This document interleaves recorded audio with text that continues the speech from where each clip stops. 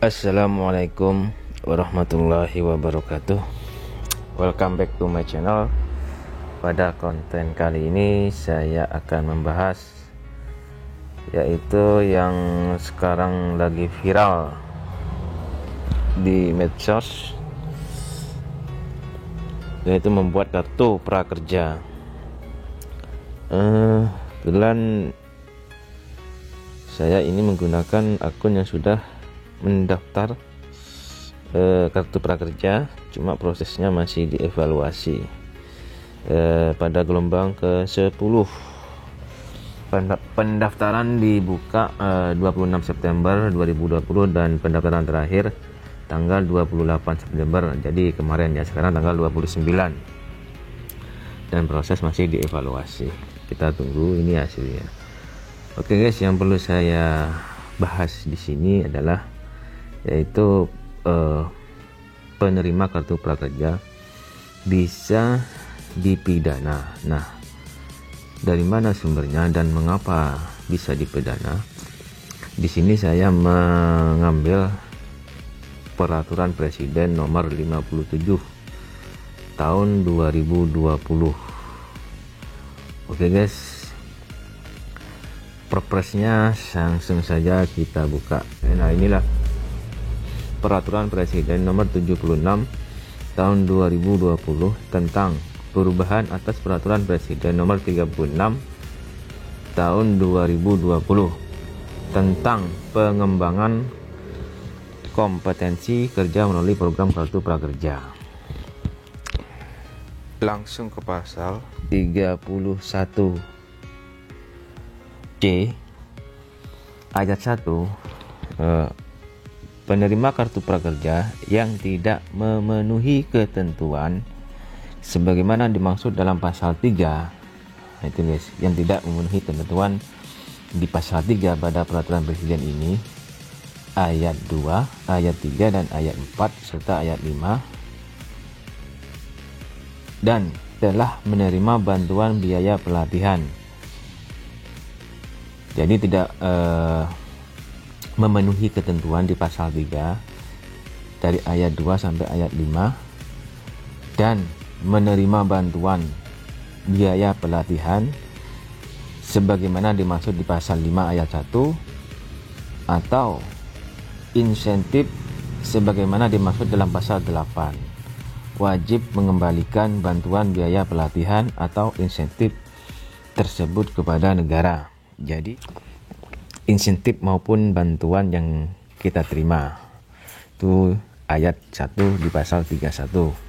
Ayat 2, dalam hal penerima kartu prakerja tidak mengembalikan bantuan biaya pelatihan atau insentif sebagaimana dimaksud pada ayat 1 dalam jangka waktu paling lama 60 hari, manajemen pelaksana melakukan gugatan ganti rugi kepada penerima kartu prakerja. Selanjutnya kita kembali ke pasal 3. Pasal 3. Nah, ini guys, pasal 3 ayat 2 sampai ayat 5 tadi ya. Pasal 3 ayat 2. Kartu prakerja sebagaimana dimaksud pada ayat 1 diberikan kepada pencari kerja. Ayat 3, selain kepada pencari kerja sebagaimana dimaksud pada ayat 2, kartu prakerja dapat diberikan kepada A. pekerja atau buruh yang terkena PHK, B.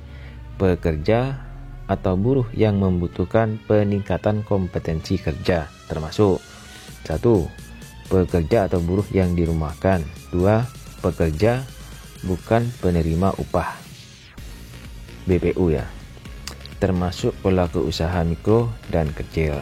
Nah, itu pasal 3 ya, ayat 2 sampai ayat 5 ya tadi ya. Terus selanjutnya ayat 4 di pasal 3, pencari kerja dan pekerja atau buruh sebagaimana dimaksud ayat 2 dan ayat 3 harus memenuhi persyaratan: A. warga negara Indonesia, B. berusia paling rendah 18 tahun, dan C. tidak sedang mengikuti pendidikan formal. Nah, itu guys. Di pasal 5, di ayat 5, kartu prakerja sebagaimana dimaksud pada ayat 1 tidak dapat diberikan kepada A. Pejabat negara, B. Pimpinan dan anggota DPRD, C. ASN, D. TNI, E. Anggota Polri, F. Kepala desa dan perangkat desa, G. Direksi, komisaris, dan dewan pengawas pada BUMN atau BUMD. 5 ayat 1. Jadi penerima bantuan. Penerima kartu prakerja berhak mendapatkan bantuan biaya dengan besaran tertentu untuk mengikuti pelatihan. Nah, itu guys, pasal 5 ayat 1-nya. Selanjutnya pasal 8, pasal 8 yang dimaksud dengan insentif. Pasal 8 ayat 1, insentif diberikan kepada penerima kartu prakerja yang telah menyelesaikan program pelatihan. Ayat 2, insentif sebagaimana dimaksud pada ayat 1 diberikan dalam rangka A. Meringankan biaya mencari kerja dan biaya hidup, dan B. Pelaksanaan evaluasi efektivitas program kartu prakerja. Nah, gitu guys. Yang terpenting itu ada di pasal 3 ayat 2 sampai ayat 5 ya.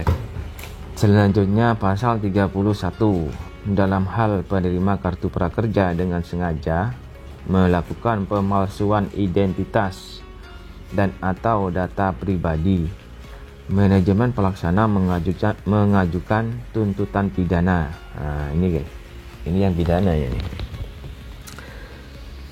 Jadi dalam hal ini manajemen pelaksana mengajukan tuntutan pidana jika identitas kita sengaja kita palsukan dalam mendaftar kartu prakerja. Saya lanjutkan. Mengajukan tuntutan pidana yang dapat digabungkan dengan tuntutan ganti kerugian sesuai dengan ketentuan peraturan perundang-undangan. Jadi kesimpulannya adalah di dalam peraturan Presiden nomor 76 tahun 2020 ini terdapat 2 tuntutan.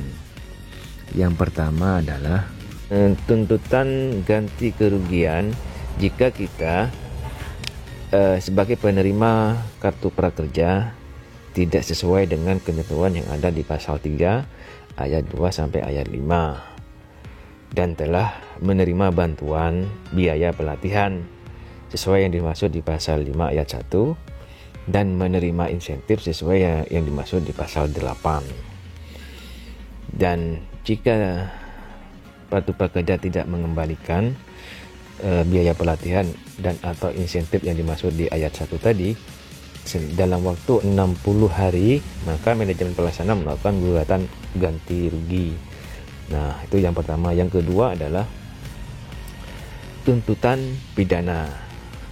Tuntutan pidana ini karena kita sebagai penerima kartu prakerja dengan sengaja melakukan pengisian atau pengisian identitas atau pemalsuan identitas dan atau data pribadi, manajemen pelaksana jadi manajemen pelaksana akan mengajukan tuntutan pidana. Itu guys yang perlu saya bahas di peraturan Presiden nomor 76 tahun 2020. Oke guys, sekian dulu video saya. Jika bermanfaat silahkan di subscribe, share, dan like. Jika ada pertanyaan mengenai konten saya ini, silahkan ditulis di kolom komentar. Terima kasih. Wassalamualaikum warahmatullahi wabarakatuh. Bye bye.